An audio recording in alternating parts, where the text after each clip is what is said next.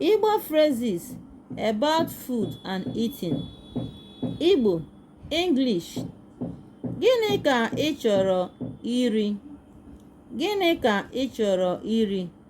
English says, what do you want to eat? Gịnị ka ị na-esi? Gịnị ka ị na-esi? What are you cooking? Mmanụ karịrị na ofe ọkwụrụ a. Mmanụ karịrị na ofe ọkwụrụ a. There is too much oil in this okra soup. Nri nwanyị a na-atọ ụtọ. Nri nwanyị a na-atọ ụtọ. This woman's food is delicious. Osikapa jollof ka anyị ga-eri tata. Osikapa jollof ka anyị ga-eri tata.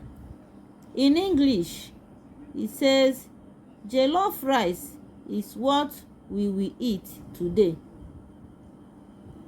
Ọ na-ebe akwụkwọ nri ugbu a. Ọ na-ebe akwụkwọ nri ugbu a. He is cutting vegetable now. He is cutting vegetable now.